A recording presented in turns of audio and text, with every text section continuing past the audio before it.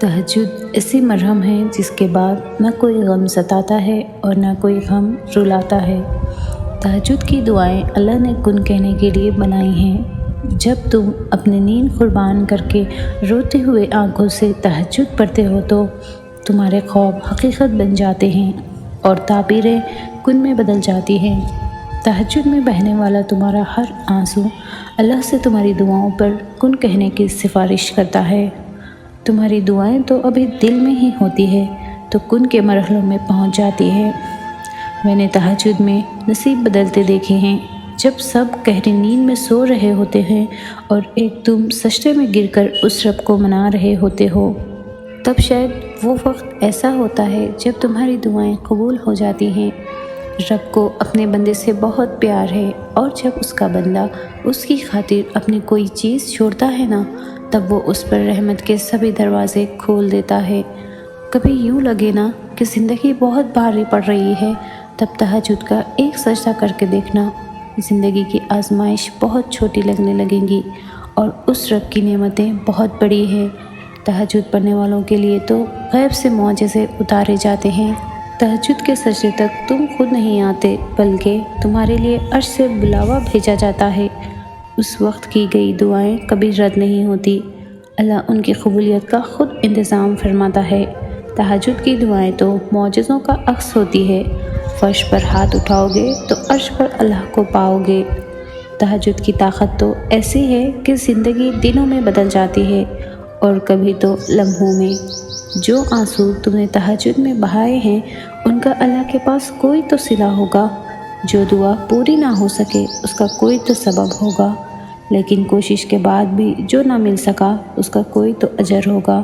جو آنسو تم نے جانماز پر بہائے ہیں اس کا کوئی تو صلہ ہوگا، وہ 70 ماؤں سے زیادہ چاہنے والے کی محبت میں بے حد اثر ہوگا۔ اللہ جو تمہیں صرف آزما رہا ہے اس نے کچھ تو تم میں دیکھا ہوگا۔ ہر آزمائش میں صبر کرنے والوں کا اللہ کے سامنے کوئی تو مقام ہوگا۔ تمہارا خالق ہے، وہ اس نے کچھ تو تمہارے لیے سوچا ہوگا۔ ہار مت مانو کیونکہ تمہارا تہجد کا معجزہ عنقریب ہوگا۔ اللہ پر توکل کرنے والوں کے ساتھ بے شک بہترین ہوگا۔ تہجد کی دعا سے وہ بھی مل جایا کرتا ہے جسے لوگ ناممکن کہتے ہیں۔ جس کے نصیب میں تہجد کا سجدہ لکھ دیا گیا اس کے نصیب میں اللہ کا پیار لکھ دیا گیا۔ جن دعاؤں کی ابتدا تہجد سے ہو جائے ان دعاؤں کی تعبیر بڑے کمال کی ہوتی ہے۔ سب سے طاقتور عبادت ہے جب سب سکون کی نیند سو رہے ہوتے ہیں اور اس کا ایک بندہ تکلیف کے مارے جاگ رہا ہوتا ہے۔ شاید تہجد کا وقت ہی اسی لیے رات کا آخری پہر رکھا گیا ہے تاکہ اس پرسکون خاموشی کے عالم میں خدا اور بندے کی گفتگو ہو جائے۔ پھر وہ 7ویں آسمان سے پہلے آسمان پر آ جاتا ہے، ساری عرضی سنتا ہے، پھر مسکراتا ہے اور فرماتا ہے تو نے جو مجھ سے مانگا میں نے دیا، بس سب مل جاتا ہے۔ عنقریب اللہ تمہاری بکھری ہوئی زندگی کو سمیٹ لے گا، تمہارے اونچے خوابوں کو سلجھا دے گا، تمہارے بے ترتیب دعاؤں کو ترتیب دے دے گا۔ جو تم سے دور ہے اس کو تمہارے پاس کر دے گا، وہ جو تمہاری خواہشات کے مطابق نہیں اسے تمہاری خواہشات کے مطابق کر دے گا اور تمہارے نصیب کو اس راستے پر موڑ دے گا جسے تم چاہتے ہو۔ تمہیں اپنے معجزوں سے حیران کر دے گا۔ اللہ عنقریب تمہیں وہ سب کچھ دے دے گا جس کے لیے تم نے تہجد میں ہمیشہ فریاد کی ہے۔ تم بس یقین رکھنا اللہ پر۔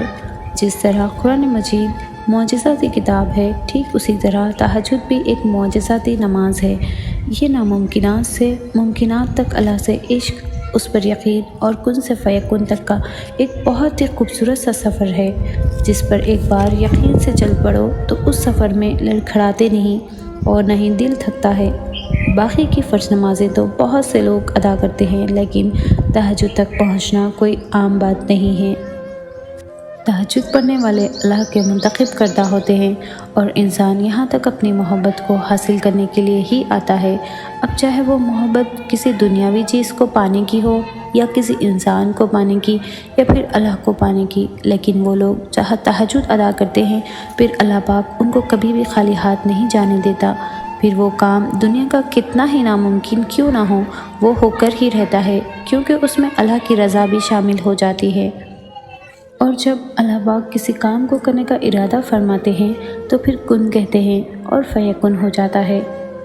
بہت سے لوگ سوال کرتے ہیں کہ میں نے تو فلاں چیز پانے یا فلاں شخص پانے کے لیے بہت کچھ کیا، صبر کیا، تہجد پڑھی، ہر وہ کام کیا جسے اللہ پاک کو راضی کر سکتا یا کر سکتی، لیکن مجھے وہ نہیں ملا، کیوں؟ اللہ پاک کو تہجد میں مانگی جانے والی ہر چیز تمہیں دے دیتے ہیں، اگر وہ اچھی نہیں ہے پھر بھی ہمارے لیے اس کو بہتر بنا کر بھی تو دے سکتے ہیں نا، پھر بھی وہ سب کچھ نہیں ملا جسے میری چاہت تھی۔ تو میں ان سے ایک سوال کروں گی کہ کیا آپ کی زندگی میں کچھ نہیں بدلا؟ کیا آپ کو اللہ پاک کی محبت نہیں ملی؟ کیا آپ کو اللہ پاک سے محبت نہیں ہوئی؟ وہ آپ کو نہیں ملا کیا؟ جس چیز کی چاہت آپ کو یہاں تک لے آئی ہے، اس کے نہ ملنے پر اس کی چاہت ختم نہیں ہوگی کیا؟ جو آپ کی چاہت تھی اس سے بہتر آپ کو نہیں ملا کیا؟ اللہ نے آپ کے دل کو ہر لحاظ سے مطمئن نہیں کیا کیا؟ ہم یہ سوچتے ہیں کہ جو ہم مانگ رہے ہیں وہ نہیں ملا تو دعا قبول نہیں ہوئی۔ اللہ کو آپ کو اس راستے سے گزارنے کا مقصد خود سے ملوانا تھا، خود پر بھروسہ دلوانا تھا، اس فانی دنیا سے دور کر کے خود کے پاس لانا تھا، تمہاری چاہت سے گزار کر اپنی چاہت تک لانا تھا۔ اللہ کب تمہاری دعاؤں پر کن کہہ دے تمہیں تو یہ خبر بھی نہیں۔ تم یہ یاد رکھنا، جتنی بار اللہ سے دعا مانگو گے وہ بس دعائیں آسمان پر اکٹھے ہوتے جائیں گی۔ تمہارا کام یہ ہے تم اتنی دعائیں مانگو کہ آسمان بھر جائے اور تمہیں ایسا مقدر عطا کیا جائے کہ تمہاری زبان شکر سے بھر جائے۔ ہو سکتا ہے ان سب دعاؤں کو اکٹھا کر کے تمہارے مقدر کو بدل دیا جائے۔ کیا پتہ تمہارے انتظار کا اجر تمہیں ملنے ہی والا ہو۔ کیا پتہ اللہ تمہاری کہانی معجزے سے مکمل کرنے والا ہو۔ ممکن ہے کہ اگلے پل تمہاری دعا کو کن کا پروانہ مل جائے۔ پریشان کیوں ہوتے ہو؟ اللہ نے تمہارے لیے بہت کچھ سوچ رکھا ہے۔ دیکھنا جلد ہی اللہ تم تک ناممکن ذریعوں سے مدد بھیجنے والا ہے۔ تمہیں اپنے کن تک لانے کے لیے بس وہ آزمائشوں سے گزار رہا ہے۔ تم جتنی دفعہ دعا مانگتے ہو اللہ اتنی دفعہ تمہیں تمہاری دعاؤں کے جواب دیتا ہے۔ تم یہاں ایک خطرے کے لیے رو رہے ہو جبکہ تمہارا رب تو تمہیں 7 سمندر عطا کرنے پر بھی قدرت رکھتا ہے۔ تمہارا کام بس دعا کرنا ہے، عطا کی تدبیریں وہ خود بناتا ہے۔ تمہارا نصیب تمہیں بس ان راستوں تک لاتا ہے جو اللہ نے تمہارے لیے لکھ دیے ہیں، مگر تمہیں ملتا وہی ہے جس کے لیے تم دعا کرتے ہو۔ اگر وہ چاہے گا تو اس چیز کو تمہارے لیے وسیلہ بنا دے گا جو اب تک ناممکن ہے۔ رب العالمین تمہارے صبر کا صلہ ضرور دے گا، یقین رکھو، یقین رکھو اور جان لو کہ یقین والوں کے لیے معجزے ہوا کرتے ہیں۔ ہدایت وہ نعمت ہے جو بغیر مانگے نہیں ملتی۔ جب رات میں اٹھ کر سجدہ کرو تو اللہ سے راہ ہدایت مانگو، اس لمحے مغفرت مانگو، نعمت مانگو، رحمت مانگو، جو مانگو گے ملے گا، یہ اللہ کا وعدہ ہے۔ اللہ تک جانے کے 2 مضبوط ترین راستے ہیں، نماز اور قرآن۔ نماز میں ہم اللہ سے بات کرتے ہیں اور قرآن میں اللہ ہم سے بات کرتا ہے، اور اللہ جسے چاہے سیدھی راہ دکھائے۔ بے سکونی کی ایک وجہ یہ بھی ہے کہ انسان اپنی پریشانیوں کا ذکر اپنے اللہ کے بجائے لوگوں سے کرتا پھرتا ہے۔ چاہتوں میں سب سے بہترین چاہت رب العزت کی چاہت ہے۔ پوچھا گیا مومن کی راحت کس میں ہے؟ فرمایا گیا غفلت ہو تو سجدے میں، گناہ ہو تو توبہ میں۔